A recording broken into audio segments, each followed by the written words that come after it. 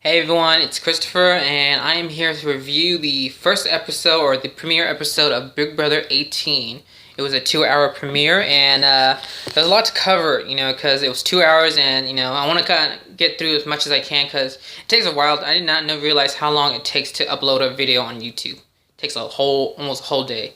So the first thing we get is the whole, of course, the whole key revealing moment when everyone receives their key. You know, um, Everyone had good natural reaction. I mean, the only one that I felt like that was overacting was Paulie, and of course his brother was there. Just the whole oh, is this mine? You already had your chance. Etc. etc. It's like, okay, just go with this. But so far, everyone moved in. Paulie and Paulie and Tiffany, of course, are siblings of past alums. Paulie's brother is Cody, and Vanessa. I'm gonna keep saying that wrong, but Tiffany's sister is Vanessa from last season. So when they did the whole, the passing of the wine bottle, introducing themselves, everyone was, cordial, and mostly everyone was truthful besides Bronte. And also Glenn, he didn't reveal that, he was a past, policeman. And let's see, what else? Check my phone. Let me hear it. Mostly, like everyone seemed, natural in their element. They're like seeing themselves. The only people, in my opinion, that was overdoing it and overacting, in my opinion, was Paul and Paul with the beard, and Victor and the whole, Latin lover. He was already putting on that persona, that Rico Suave, and he already has a huge crush. He has a huge crush on Natalie, the Brazilian party planner or something. Just he was. I already forgotten. And Corey has a kind of man crush on Victor. Because like I said before, Corey is the coach and the student from Dallas. He's more of a man's man. He's like the bro code and all that crap. So it's gonna be interesting how that goes. Oh, and Natalie has a crush on Corey, which is crazy. Natalie has a crush on Corey. Corey has a little man crush on Victor, and Victor has a crush on Natalie. So that's a good little situation, little typical love triangle that might happen. So that'll be interesting to see. Let's see what else. Of course, Julie reveals to the house guests there's going to be 3 twists, and the first twist is going to be that there's more, because already the house guests were questioning, well, there's only 12 of us, how come, there has to be more, which there is, it's a Big Brother. Julie revealed that there's 4 more, house guests that are stowaways. I love how they put it like that, stowaways. It's like, I would have been offended by that. It's like, can you say hidden, not stowaway?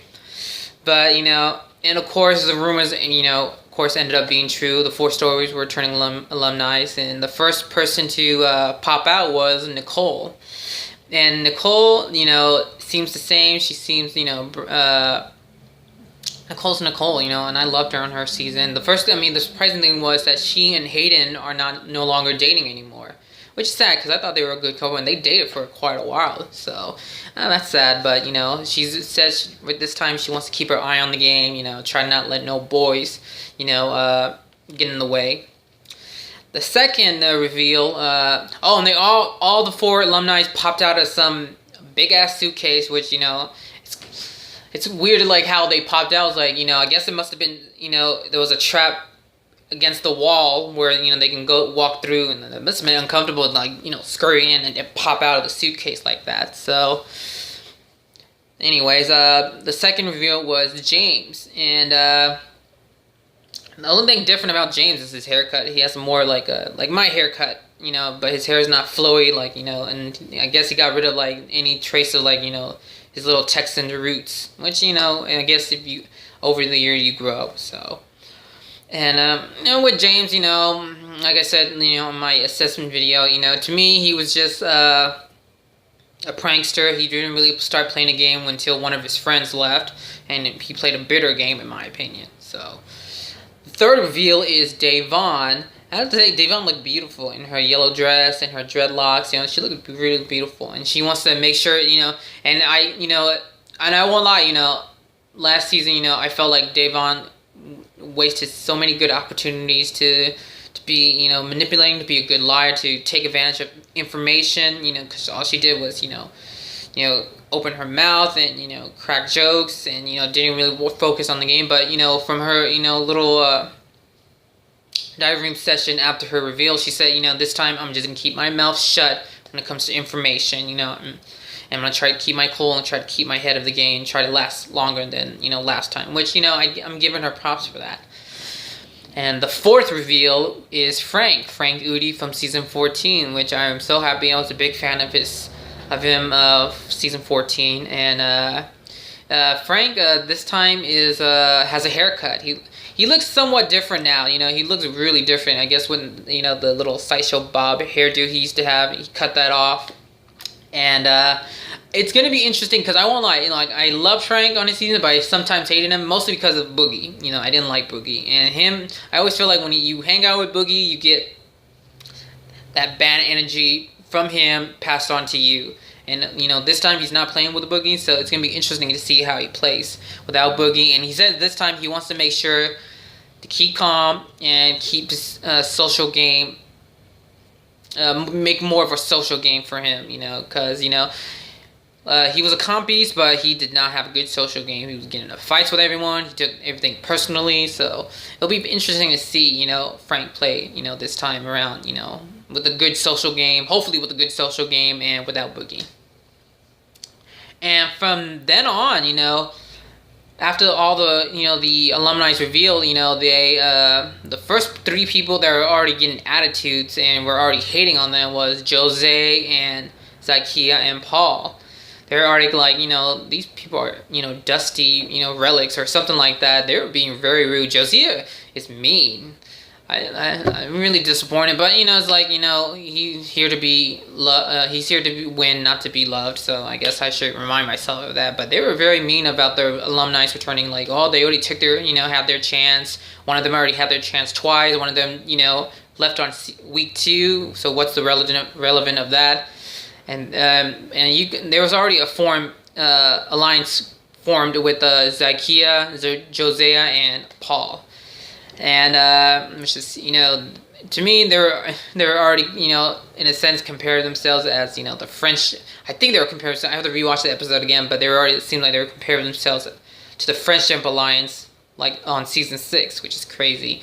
I hated them, but they're already like eyeing a goal of getting all the alumni out. They wanted the returnees to go as fast as they can. So, and once we got that scene passed, in my opinion, the worst mistake, in my opinion, I guess because Paulie, seeing Nicole, he was like, oh crap, because I assume they already know each other in a sense, and he was already like getting worried that she was going to reveal, so he decided to reveal himself, I am Cody's brother, and that was already raised a red flag for Paul, Longbeard Paul, and was like, why would he reveal this after all the alumni's returnees? So some people say it was a good idea. I did not think it was a good idea because it made him a bigger target. I mean, unless depending how edited the show was, it seemed like no one knew that that Paulie was Cody's brother. Oh, but the only one cast member that it shows that knows that Tiffany probably is related to Vanessa, and that's Michelle. The one who looks like another little Nicole lookalike. And when that happened, when Paulie revealed himself as Cody's brother, Vanessa was like, holy cow, there's another alumni sibling. I wonder if I should reveal myself, and she was already questioning him, but she didn't do it. So,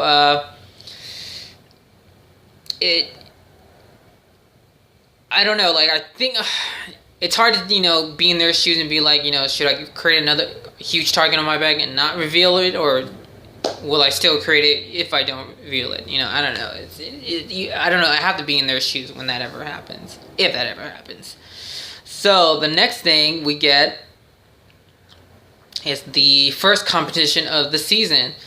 And of course, it's always in the like the first 2-3 weeks of competitions in the Big Brother house. They always have these competitions where it seems a bit phallic, it seems a bit innuendo with these competitions. Of course, they had like 4 huge rockets, and the alumni were going to be the first, content. The second reveal, the it's gonna be teams. I forgot. I gotta like I said, I gotta rewatch it's gonna be a teams form, and the first person to be picked to pick a team was Frank. Second person was Dave Vaughn. Third person was James, and fourth was Nicole. So I'm not gonna. They did a reverse round like every. Where a male, first Frank has to pick a female, Devon has to pick a male, and then when they have to do a reverse round, so it was a reverse round of picking members. So on Frank's team is Paulie, Michelle, oh crap, I already forgotten. Dang it. Hold on, let me get through this.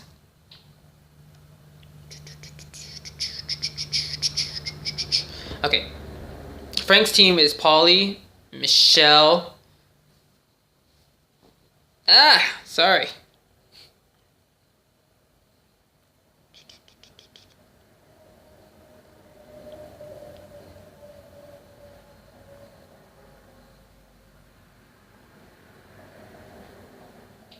Okay, there we go. Frank is Paulie, Michelle, Bridget. Davon was Josiah, Zykia, and Paul, which is crazy. James was Natalie, Victor, and Bronte, and Nicole was Glenn, Corey, and Tiffany. And they basically had to hold on to the rocket, and whilst things were being flown at them, water, substance, and it looked very hard to me. I know I would lose immediately if I was on there. But the first team out was completely out was Dave's team, and they got their punishment was going to a section of the house that was called Neverland, which I don't know what that is. So the second team to go completely off was Frank's team, and I think their punishment was being have-nots. Like I said, I gotta rewatch the episode. Third team to completely go off was Nicole's team, but they got a reward, and their reward was getting cash. So, be happy with that. Then the fourth team to win the whole shebang was James's team, and their reward was all the 4 people, James, Natalie, Bronte, and Victor. Theirs was a 2-week safety. No one of them will get nominated or get voted off for the first 2 weeks. Which is amazing, so.